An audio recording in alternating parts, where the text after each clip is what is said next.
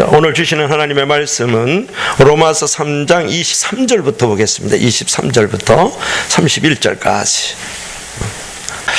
이제 조선시대에 어느 가정에 아주 가난한 처녀가 있었어요.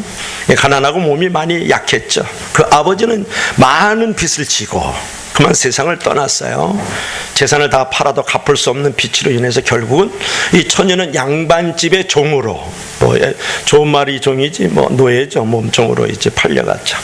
그리고 이제 딸을 빼앗기는 어머니는 이제 슬픔을 이기지 못하고 자리에 누웠고 끼니를 해결하기 어려운 그런 지경에 이르렀습니다.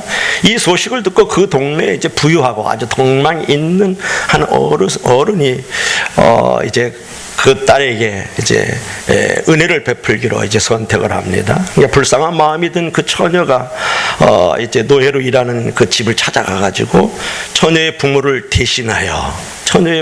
대신해서 빚을 청산해주고 노예의 문서를 찢어버린 후에 처녀를 어머니에게 돌려보내 주었다. 그 선한 사람이 빚을 대신 갚아줌으로써 이 처녀는 자유인이 되었죠. 어머니를 돌볼 수 있게 되었습니다. 이처럼 우리가 우리 자신의 힘으로 어떤 빚을 갚을 수 없다면 둘 중 하나의 길을 갈 수밖에 없어요. 평생 노예가 되든지 아니면 누군가 대신 빚을 갚아서 해방을 시켜주든지 자유롭게 만들어주든지 말이죠. 그러니까 노예가 되느냐 자유인이 되느냐, 우리가 빚이 있다 그러면 둘 중에 하나를 선택할 수밖에 없고 그 길을 걸어갈 수밖에 없죠. 이제 과거 시대에는 빚을 지면은 그 자신이나 가족이 노예로 팔려갔어요.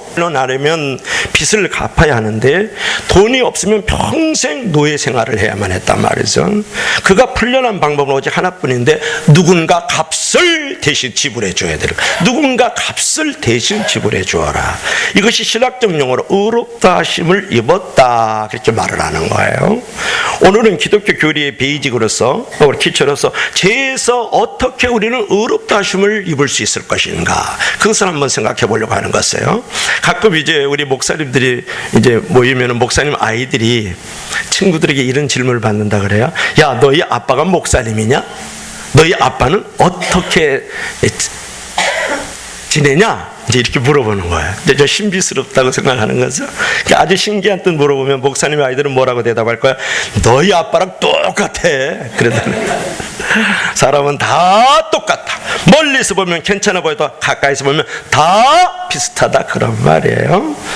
헨리 모울리 주교가 이런 말을 했어요. 창녀, 거짓말쟁이, 살인자들은 하나님의 영광에 미치지 못한다.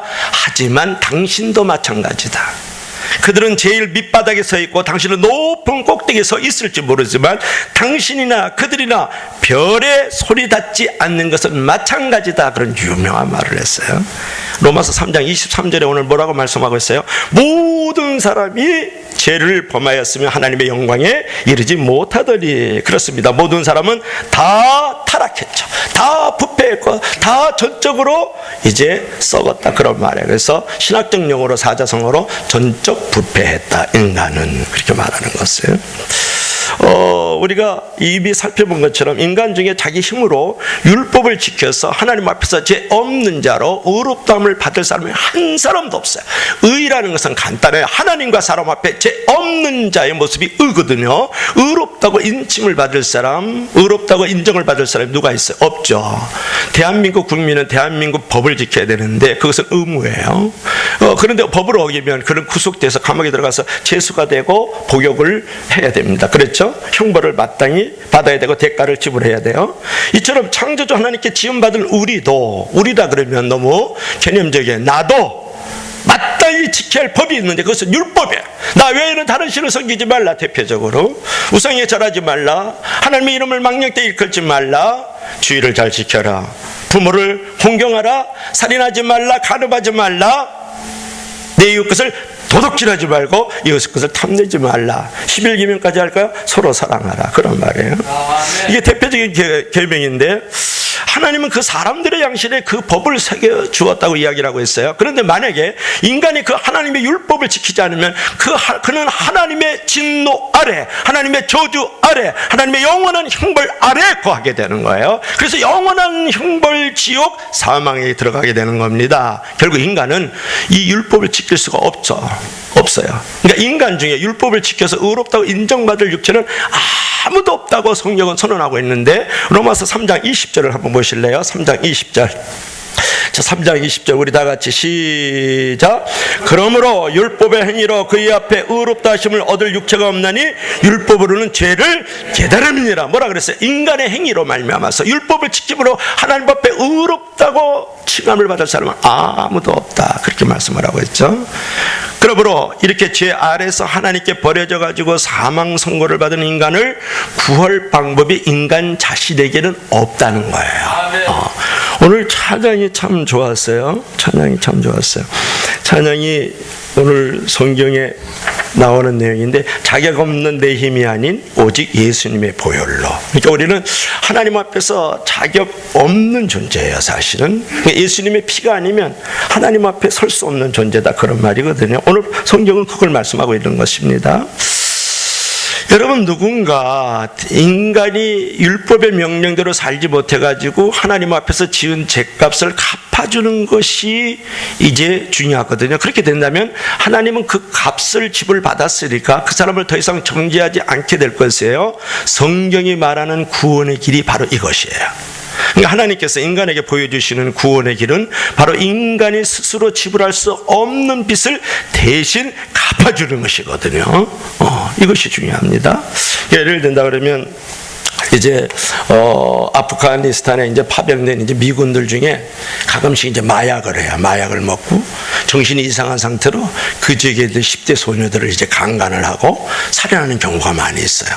이때 이제 미국 군사 재판에 해부된 병사가 몇 개월간 영창 정도의 선고를 받으면 지역 주민들이 불같이 진노를 하죠. 야, 강간을 했는데다가 마약까지 하고 그다음에 살인까지 했는데 야, 몇 달 동안 같이 영창에다 집어넣고서는 다시 끄집어내? 그러니까 죄값이 제대로 치러지지 않았다고 느꼈기 때문에 그렇거든요. 그런데 만약에 만약 미국의 오바마 대통령이 자기 목숨으로 그 병사의 죄값을 치르겠다 하고서 실제로 자기 목숨을 내어놓는다면 어떠한 일이 벌어질까요? 지역 주민들 전체가 충격을 받고 감동해서 아무 말도 하지 못할 것이에요. 하지만 이런 일은 영화에서도 있을 수 없는 설정입니다. 나의 죄를 위해서 십자가에서 흘리는 예수님의 보혈이 그렇게 말도 안 되도록 엄청난 것이었다는 거예요.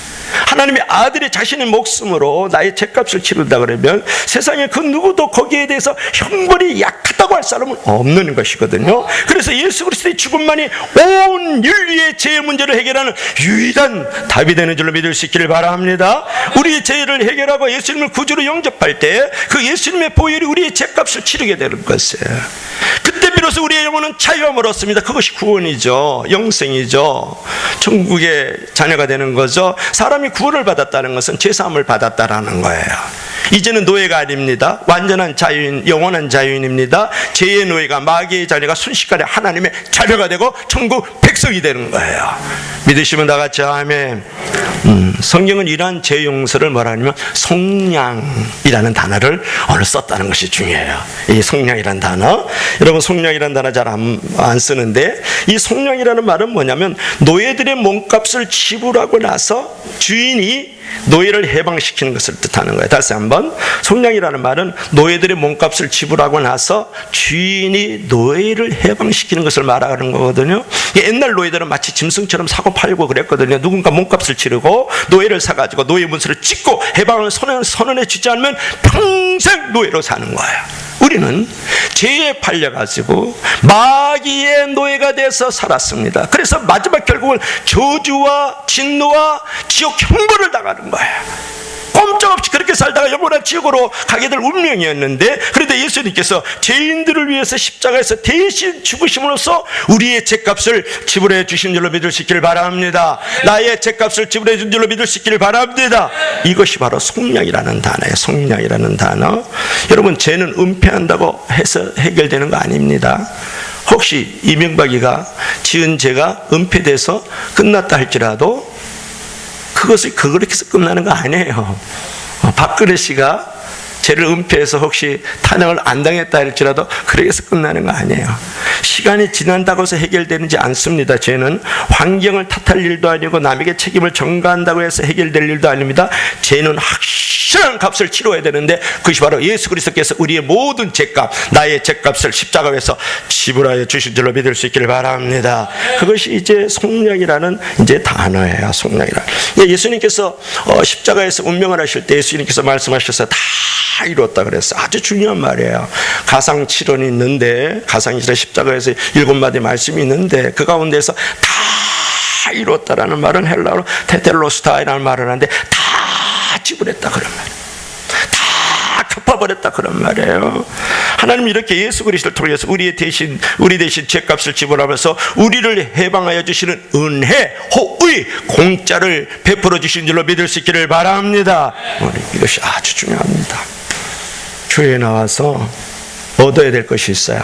어떤 사람은 건강을 얻으려고 와. 어떤 사람은 평안을 얻으려고 와요. 예수님 진짜 잘 믿으면 평안할 수 없어요. 어떤 사람은 우리 자식이 잘 되려고 교회를 와. 어떤 사람은 교회에다가 벽돌 쌓고 크게 교회 치려고 말와. 목사도 그런 사람들도 있죠. 또 돈을 많이 벌고 사적 신분을 얻으려고 교회를 와요. 여러분, 그러면 종교인이에요.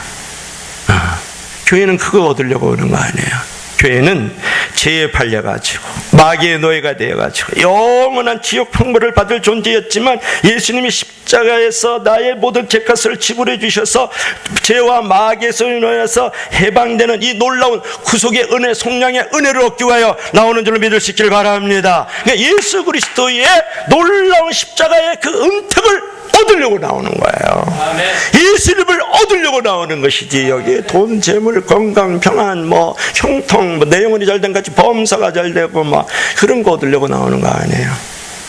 교회는 그런 것이 아니라고요. 그래서 오늘 24절을 한번 읽어볼까요? 24절. 우리 23절 읽었죠? 자, 한번 읽어봐요. 여기 이제 속량이란 단어가 나오니까 이제 알겠죠? 시작. 그리스도 예수 안에 있는 속량으로 말미암아 하나님의 은혜로 값없이 의롭다 하심을 얻은 자가 되었느니라. 그리스도 예수 안에 있는 속량으로 말미암아 하나님의 은혜로 값없이 의롭다 하심을 얻은 자가 되었느니라. 매우 중요한 아주 귀한 말씀이죠. 여기서 뭐가 나왔습니까? 속량이라는 단어가 나왔잖아요. 한마디로 죄에 팔려서 마귀의 노예로 살다가 지옥 형벌 받을 나를 위해서 죄값을 지불해주고 나를 사서 다시 사서, 이게 중요한데 다시 사서, 리뎀션이란 말을 그런 게 들어가 있거든요. 다시 사서 나를 자유케 만들어준 거예요. 해방시켜 주신 거예요. 이것을 갖다가 뭐라 하냐면 칭의적 사건이라는 말을 하는데요. 아주 법정적 용어입니다.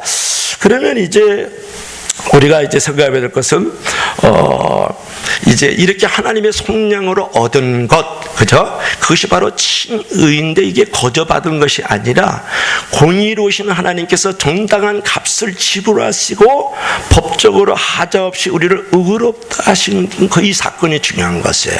자, 칭의라는 것은 뭐냐 그러면 우리가 칭의란 말 잘 안 쓰는데 영어 자스티피케이션 다 필요 없어요. 칭의는 뭐냐 법정적 용어예요. 우리가 도덕적으로 윤리적으로 의롭다고 인정하는 것이 아니라 법적으로 의롭다고 선포되어지는 것이다. 그러니까 우리가 도덕적으로 윤리적으로 그 어떤 행위로 말미암아서 의롭다고 인정을 받는 것이 아니고 법정적으로 의롭다고 선포되는 것인데 분명히 죄를 짓는 죄인이요 하나님 앞에서 불완전한 존재이지만 의인이라고 여겨주는 것이에요. 믿으시면 다 같이 아멘. 그러니까 이제 이것이 중요해요. 의롭다고 여겨주는 것. 자, 이것이 어떤 내용일까요? 자, 죄값을 지불하고 지불했다는데 대가는 어느 정도 지불을 했을까? 이게 중요해요. 오늘날 많은 교인들이요, 하나님 아버지께서 우리의 십자가를 예수님을 이 땅에 보내주시고 그 대가로 우리를 십자가에 달려 죽으시고 죄값을 지불하고 의롭다고 하셨습니다. 할렐루야. 이렇게 쉽게 얘기를 하는데 여러분 죄값을 지불했다, 대가를 지불했다는 그 정도가 어느 것인지 몰라요. 이걸 모르기 때문에 싸구려 신앙으로 살아가요. 아주 값싼 값싼 은혜에 머물고 있고 아주 왜곡된 복음으로 살아간다고요. 아주 기복주의로 신부주의로 살아가는 거거든요. 그 대가를 어느 정도 지불을 했을까 그분께서. 하나님의 아들신 예수님께서 대가를 지불하고 마귀의 노예에서 죄의 노예에 팔려 살다가 결국은 이제 지옥물에 던질 수밖에 없는 나를 건져내기 위해서 얼마나 대가를 지불했는지에 대한 그 감흥이 없어요. 그 마음에 그 감동이 없다고요. 그러니까 싸구려로 사는 거예요. 값싼 은혜에 젖어 있는 것들이고 이거 왜곡된 복음에 접화된 거거든요. 왜냐? 내가 죄 아래 팔려서 마귀의 종노를 하고 영원한 저주와 흉보를 받을 수밖에 없는 존재였는데 내 십자가에서 내 죄값을 지불해 줬다. 그 죄값을 어떻게 지불해 줬는지, 그거 얼마나 값비싼 대가를 지불했는지 이게 감동이 없는 거예요. 이 느낌이 없는 거예요. 머리로만 한다 이게, 지식으로만. 그러다 보니까 싸구려로 값싼 은혜에 젖어서 사는 것이죠. 함부로 양심 팔고 믿음 팔고 말이죠. 교회 팔고 목사 팔아먹고 그래서는 화목제물, 우리 대신 진노와 저주를 담당하셨다. 화목제물에 대해서 25절 한번 읽어봐. 25절 읽고 한번 말씀 나누죠. 자, 25절이 읽을 차례죠. 다 같이 시작. 이 예수를 하나님이 그의 피로써 믿음으로 말미암는 화목제물을 세우셨으니 이는 하나님께서 길이 참으시는 중에 전에 지은 죄를 관가하심으로 자기의 의로심을 나타내게 하려 하십니다. 여기서 뭐라 했습니까? 이 예수를 하나님이 그의 피로써 믿음으로 말미암는 화목제물로 세우셨으니, 이제 여기서 믿음으로 말미암는다는 단어가 애법 나와요. 30절에도 믿음으로 말미암아, 믿음으로 말미암아. 31절에도 믿음으로 말미암아 그런 말씀이 나오고요. 또 이제 22절에도 뭐가 나올까요? 믿음으로 말미암아. 오늘 찬양 중에도 믿음으로 말미암아. 뭐 근데 오늘 아주 믿음으로 말미암아. 자기가 없는 내 힘으로 말미암아. 막 찬양 부르면 이게 막 은혜가 되는 거예요. 저는 이제 설교를 미리 알고 있으니까 너무 감사해요. 근데 여러분 보세요. 예수를 하나님이 그의 피로써 믿음으로 말미암은 화목제물로 세우셨으니, 이제 십자가의 죽음을 당하신 예수님을 하나님의 진노를 담당하는 화목제물로 말씀하고 있다고요. 자, 하나님께서는 하나님을 떠난 인간에게 지금 진노하고 계시거든요. 하나님이 인간을 미워하시는 것이 아니라 죄를 미워하시지만, 인간이 죄를 품고 하나님께 거역을 하면 하나님은 그 죄를 품은 인간을 향해서 진노하실 수밖에 없어요. 부모가 자녀를 사랑하지만 자녀가 부모에게 거역하고 불순종하면 자녀에게 진노하는 것과 같아요. 더 나아가서 자녀가 부모를 모욕하고 망하게 하는 원수와 결탁해가지고 부모를 대적한다면 부모는 그 원수로 인해서 더욱 자녀에게 진노하면서 적대감을 가지게 되지 않겠습니까? 이처럼 인간은 하나님께 등을 돌렸을 뿐만 아니라 하나님의 원수인 마귀의 종이 되어가지고 하나님을 대적하고 있기 때문에 하나님은 이들에게 진노하고 저주와 흉보를 내리지 않을 수밖에 없다, 그런 말이에요. 지옥이 맹렬히 타오르는 불로 묘사되는 것은 하나님의 진노가 맹렬하다는 것을 역설적으로 우리에게 말씀해 주고 있다는 것을 우리가 알아야 돼요. 그러면 과연 이렇게 맹렬히 타오르는 하나님의 진노의 불을 어떻게 끌 수 있을 것인가? 하나님의 진노를 어떻게 해결할 것인가? 이게 중요한데, 오늘 화목제물이라는 단어에 여러분 조금 포커스를 둬야 돼요. 다음 주에 더 의롭다 하심과 여러 가지 부분을 만지겠지만, 십자가에 죽으신 예수님을 단지 속죄제물이라고 표현하지 않고 여기 뭐라 그랬습니까? 25절에 뭐라 그랬죠? 그의 피로 말미암은 화목제물이라고 표현을 했다고요. 그러니까 예수님은 하나님에게 적개심을 품을 인간을 향해서 하나님의 진노를 풀어드리는 제물이 된 거예요. 제물은 뭐야? 피를 쏟는 거야. 구약적 개념에서 제물은 뭐냐? 태워가지고 하나님께 올려드려서 하나님과 인간 사이를 화목하게 만들어주는 거예요. 브리즈 역할을 해주는 거예요. 이게 제물이. 여러분, 예수님이 우리가 받아야 될 진노의 자전을 대신 받으심으로써 우리의 저주를 담당하시고 우리의 형벌을 채울하시고 지옥 형벌을 감당한 다음에 하나님과 우리 사이를 화목하게 만들어준 제물이 된 줄로 믿을 수 있기를 바랍니다. 십자가 번제단 위에서 우리의 제물이 되어주셨다고요. 아멘.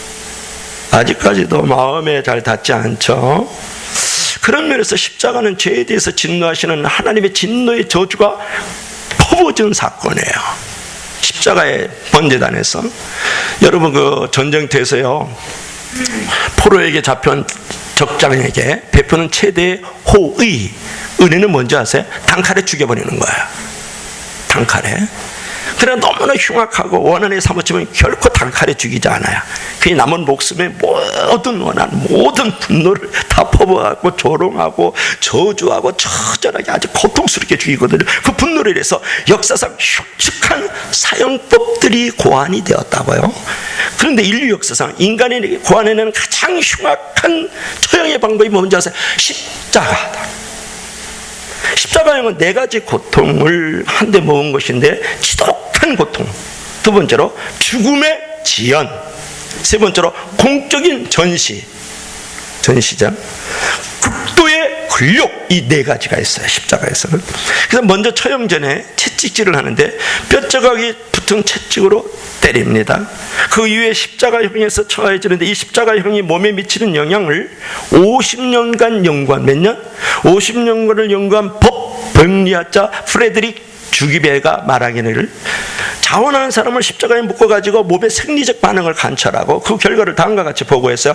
30분 내에 팔뚝이 저린다, 어깨가 빠지는 것 같다, 팔의 고통과 저림을 덜려고 본능적으로 다리로 몸을 치게 올린다. 그러자 다리에 고치가 나고 마비되어서 냉해지면서 끝내는 등이 활처럼 구부러졌다. 그리고 그마저도 금방 너무 힘들어 견딜 수 없게 되자 자세를 다시 바꾸었다. 이렇게 그들은 팔, 가슴, 등, 다리의 통증을 견디려고 끊임없이 몸을 움직여야 됐다. 그렇게 하루 24시간 연달아 며칠을 매달리고 있다고 상상해보라. 게다가 팔과 발에 못을 박으면 장열통을 겪게 되는데, 그 고통이 얼마나 심한지 불에 대거나 지지는 듯하여서 바람에 살짝 닿기만 해도 번갯불처럼 팔을 타고 통증이 흐른다. 팔, 가슴, 다리에 통증을 돌리고 끊임없이 움직이니까 못 박힐 자리의 신경손상이 얼마나 더 악화되었겠는가. 예수님의 십자가의 현주소였다고요. 가장 고통스럽고 가장 끔찍한 저주 형벌이 바로 십자가의 형벌이다, 그런 말이에요. 이런 저주의 고통이 바로 죄 지은 인간이 하나님께 받아야 될 진노의 잔이었다고요. 그런데 예수님이 대신 그 잔을 받으시고 화목제물이 되어주신 것이에요. 그러면서 하나님과 우리 사이의 적대감과 진노가 사라지고, 그 피로 말미암아서 인간은 하나님과 합복을 누리고 화목을 누리고 화평하게 된 줄로 믿을 수 있기를 바랍니다. 그래서 예수님께서 십자가에서 화목제물이 되어주셨다고요. 오늘 이 말씀을 계속 묵상하고 있는데, 새벽에 설교를 내가 마지막으로 다듬거든요. 성경을 다시 한번 읽어요. 본문을 한 7번에서 한 21번까지 읽어요. 다시 본문을 쭉 제가 읽어요. 어떤 사람은 목사님 성경 안 읽고 설교하시나 그러는데, 새벽에 여기서 7번에서 21번 읽어요. 제가 쭉 읽으면서 거꾸로 읽고 바로 읽고 뒤집어 읽고 막 그래요. 그런데 그때 여기서 찬양이 나오는 거예요. 찬양이 할렐루야 할렐루야 할렐루야, 그의 흘리신 피로 내 죄 씻었네. 내가 예수를 믿어 그의 흘리신 피로 내 죄 씻었네. 할렐루야 할렐루야, 내가 예수를 믿어 그의 흘리신 피로 내 죄 씻었네. 그냥 찬양이 이거랑 매치가 되는데 감동이 있었어. 이 성도들이 이런 십자가의 번제단에서 내가 받아야 될 그 저주 형벌, 지옥을 친히 담당하신 그분의 그 놀라우신 그 은혜, 그 제물 되심을 정말 알 수 있을까? 그죠? 이게 전달이 될까 하는 것이죠. 정말 이것을 믿으면 다음 주에 논하겠지만, 우리가 값없이 은혜를 받았지만 값 있는 존재로 살아갈 수밖에 없는 거예요. 값싼 싸구려 은혜로 말이지, 이게 생활을 할 수 없다고요. 여러분, 하나님께서는 당신 스스로 당신에게 화목제물을 제공하셨는데, 우리 대신에 당신의 아들에게 모든 진노를 퍼부으신 것이에요. 하나님의 자신의 아들을 내어주신 것은 자신을 내어주신 것과 같지 않습니까? 이렇게 하심으로써 하나님은 당신의 공의를 드러내시고 동시에 당신의 사랑을 십자가 위에서 나타내 보여주셨다고요. 십자가는 바로 하나님의 공의와 사랑이 나타난 가장 신비로운 지성소인 것이에요. 이런 십자가의 속량, 화목제물이라는 크고 큰 값을 생각한다면, 엄청난 이 세계의 값을 깊이 생각한다 그러면 어떻게 어떻게 하나님을 불의하시다고 말할 수 있겠어요? 어떻게 하나님 앞에서 그렇게 작은 자의 복음으로 살아갈 수 있겠느냐? 어떻게 값싸고 싸구려의 신앙으로 살아갈 수 있겠느냐 말이에요. 그걸 말하는 거예요. 그거를 예수 그리스도의 십자가의 철벽을 통해서 하나님은 자신의 의로우심을 나타내시고 믿는 자도 이제는 의롭다고 여겨주신다고요. 자, 오늘 26절 한번 읽어봐요. 26절 다 같이 시작. 곧 이때에 자기의 의로우심을 나타내사 자기도 의로우시며 또한 예수 믿는 자를 의롭다 하려 하시느냐. 하나님께서도 십자가에서 의로움을 공의를 나타내셨을 뿐만 아니라 그를 믿는 자들을 향해서 뭐라 그런다? 의롭다고 여겨주신다고. 이것을 갖다가 사자성어로 이신칭의를 말을 해요. 이신칭이.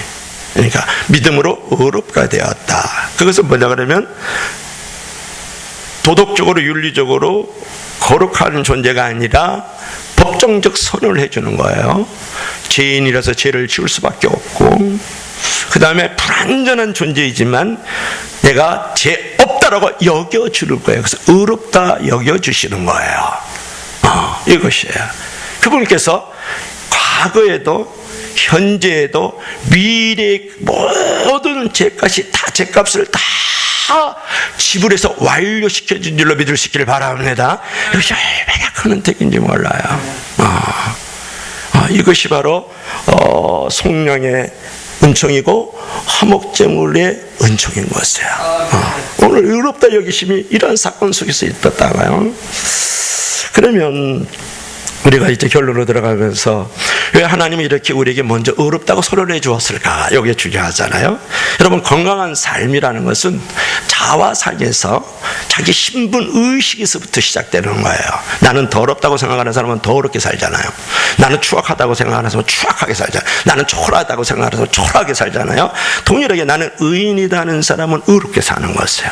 나는 거룩해 하는 사람은 성령 안에서 거룩하게 살거든요. 왜 하나님이 우리에게 먼저 너는 의롭다, 너는 거룩하다고 선언해 주시는 것일까요? 바로 거기서부터 우리의 진정한 성화가 시작될 수 있기 때문에 그래. 우리는 중생을 했어요. 예수 그리스도를 나의 구주, 나의 하나님으로 믿는 그 순간에 나는 하나님의 자녀가 되었다고요. 그리고 나는 이제 죄 없는 자가 되었다고, 중생이 됐어요. 그래서 하나님께서 그 모습을 보고 이신칭의를 해주셨어요. 넌 믿음으로 의롭다함을 내가 베푸노라. 그렇게 만들어서 그 다음에 거룩한 자리로 나아가게 하는 것이 구원의 여정이거든요. 그래서 내가 이제 먼저 의롭다고 거룩하다고 선언을 받은 이유는 뭐냐면 거기서부터 진정한 성화가 이루어질 수 있기 때문에, 이미 의롭기 때문에 의로워지는 것이고, 이미 거룩해졌기 때문에 거룩한 삶을 살아가는 줄로 믿을 수 있길 바랍니다. 우리가 이 선언을 믿고 날마다 자기 신분을 선포하면서 살아가는 데서 거룩함이 시작이 되는 것이에요. 아멘. 때로 죄를 짓고 넘어져도 자신인지 누군지 아는 사람은 다시 일어나요. 하지만 자신이 죄인이라고 생각하는 사람은 죄에 넘어지면 그래 나는 별 수 없는 존재지 라는 패배의식 때문에 죄의 종, 마귀의 자녀로 살아간다고요. 그러므로 이신칭이라는 것은 결국은 율법을 허무는 게 아니에요. 법 안 지켜도 된다, 내가 구원받았기 때문에, 그런 싸구려 구원의 생각을 안 가져요. 그걸 다음 주일날 하게 되겠죠. 오히려 율법을 세우는데 오늘 31절 말씀 읽어보세요. 자, 마지막으로 31절 다 같이 시작.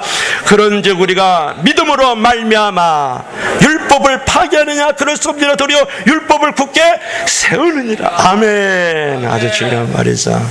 우리가 이제 성령으로 말미암아서 이제 예수 그리스도께서 우리 화목제물이 되어주셔서 나를 의롭다고 여기심을 받는 것은 율법을 파괴하느냐? 그렇지 않고 율법을 더 세워가게 만드는 것이에요. 나는 이제 하나님의 자녀가 되었다 이러는 사건 속에서 나는 엄마 아빠의 정말 자녀, 그 의뢰 속에 살아가면 엄마 아빠에게 잘하듯이 내가 하나님의 자녀라는 것을 분명히 의롭다고 여기심을 받고 제3의 은총 가운데 거하게 되고, 이런 성령의 은혜, 은총 가운데 머물게 되면 율법을 더욱더 세워가고 지키는 자의 모습이 되는 줄로 믿을 수 있기를 바랍니다. 그것이 오늘의 결론이죠. 하나 얘기하고 이제 마쳐야 되겠죠.